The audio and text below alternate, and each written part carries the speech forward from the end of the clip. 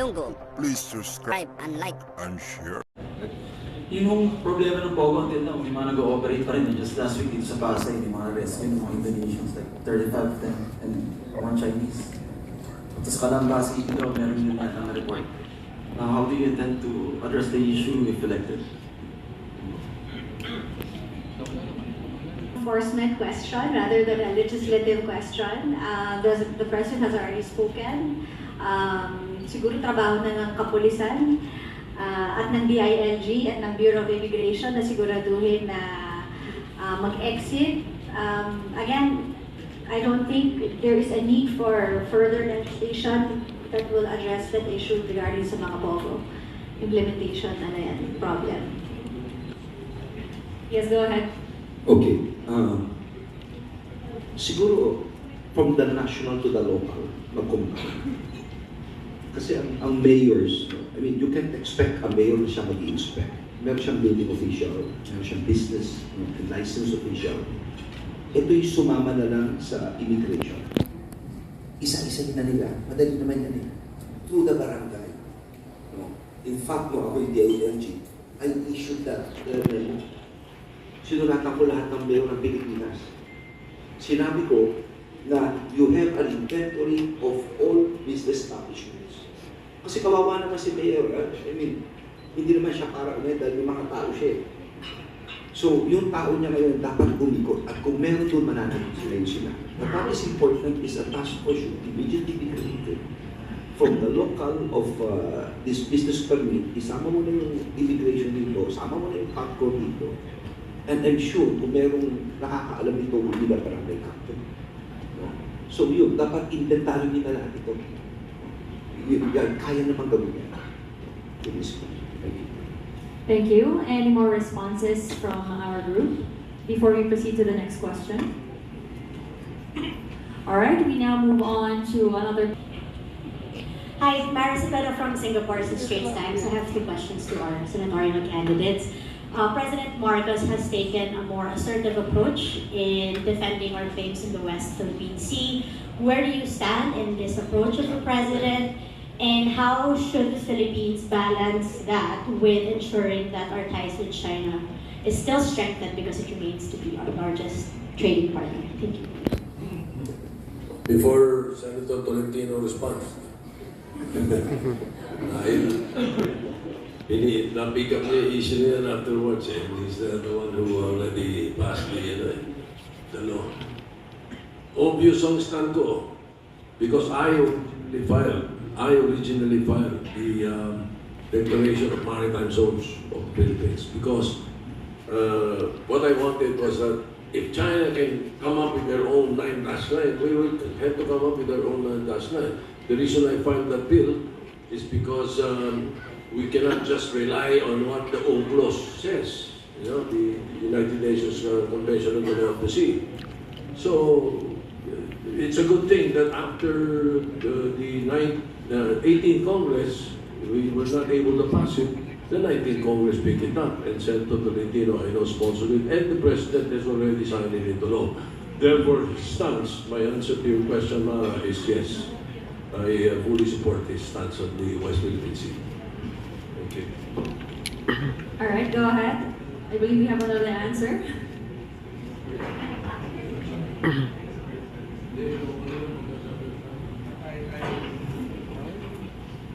I concur with the statement of Senator Soto, and we are in agreement that what the President is doing is correct.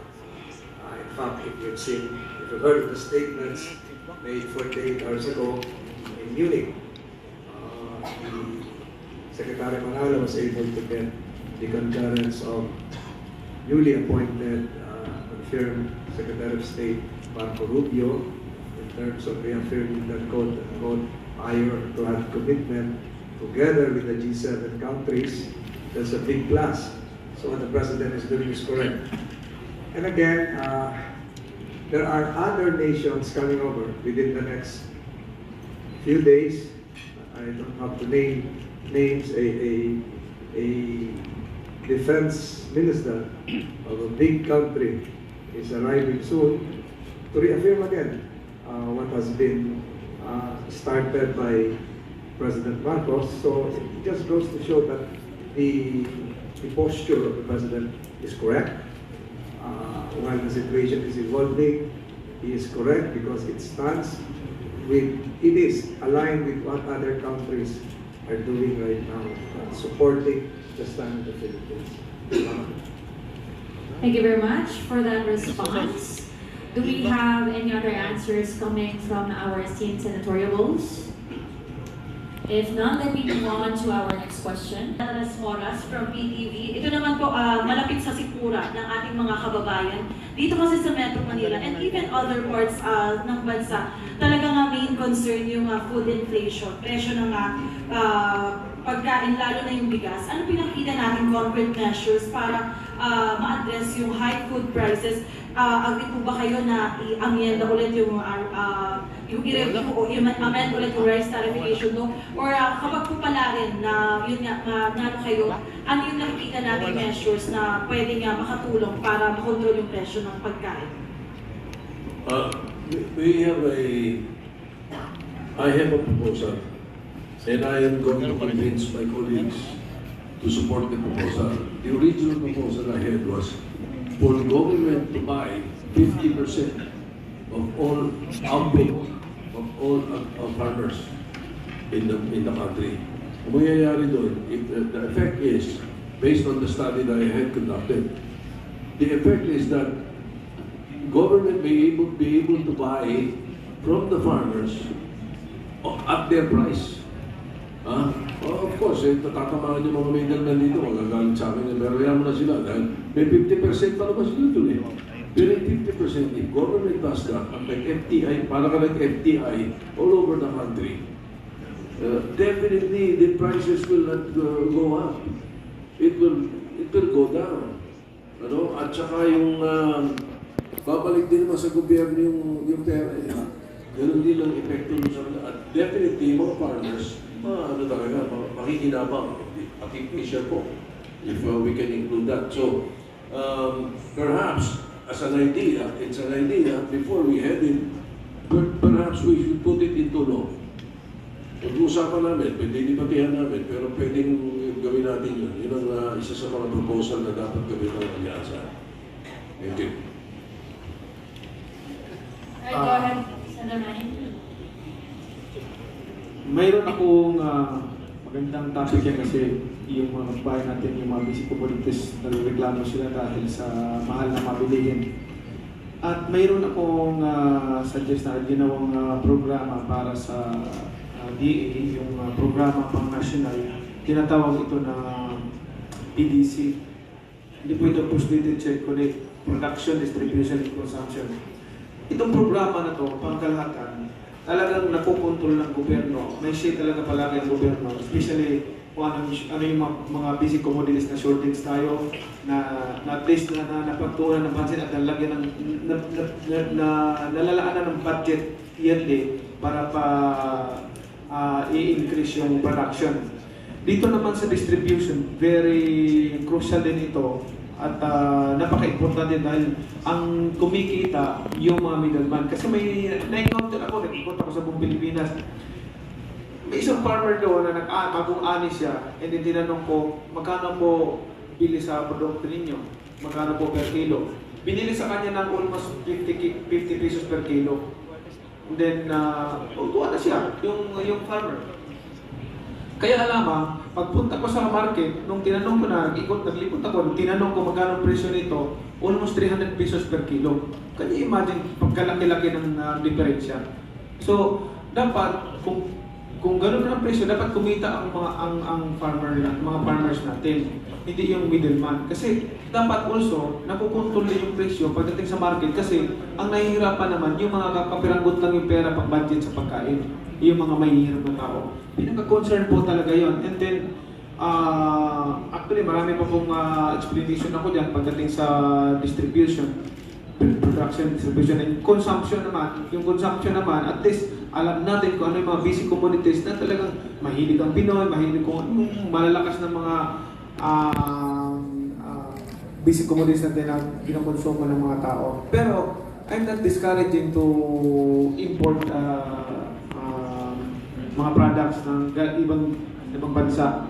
Nag-import tayo pero not para dahil lang sa treaty agreement natin, friendship natin sa isang bansa, pero hindi tayo ayaw ko yung nag-i-import tayo because shortage tayo. Gusto ko enough yung supply, lahat ng mga basic commodities para nang sa gayon makontrol yung presyo, maging mura yung mga bilihin. Yun po ang solusyon dito sa magandang programa ko. Naway, one day, may ipatas ko and then matulungan ko lahat ng mga may hirap na tao. Maraming salamat. Thank you. Legislation, it's always the implementation. Wala pa naman po tayo nababalitaan na nakukulong, napaparusahan na smuggler ng rice o na nagmamanipula ng presyo ng bigas. Yun po siguro ang kailangan nating tutukan. Siguraduhin na may maparusahan at mahuli at maparusahan na yun na sila ang dahilan kung bakit mataas ang presyo ng bigas. Yeah, I've read the comments of Secretary Kiko Laurel during the hearing of the rice tarification. At ang sinabi ni, I recall it right, ang sabi ni Secretary Laurel ay, kung pwede raw ibalik sa NFA ang full authority na parang matangkat at mabenta. Kasi marami silang buffer stock, marami sila. At kung maibenta ng nila ito, malaking bagay to stabilize the prices. I think it's worth looking into. Kasi matagal na itong price tarification. Of course, may amendment tayo kailangan. Tignan na natin ito. But, very disturbing itong sinabi ng no less than the Secretary of the Agriculture. Maganda intensyon, but sinabi na pa ito, minamanipulate ng ilang cartel ang bigas. Which is really very obvious. So how do you fight it? One thing is, siguro through this, tignan natin if baka pwede ibalik natin yung full powers na binigay mo ito. It could be reviewed. Another thing is, of course, para sa akin dito ay tama ko sinasabi ng mga kasama ko dahil experience ko ito sa Mandaluyong yung araw na yung, I think is Aliaga, yung Baisia, nag-drug, tinatapon yung kalabasa, yung mga gulay, kaliwat ka na, binili namin sa Mandaluyong, kailangan ubang po namin.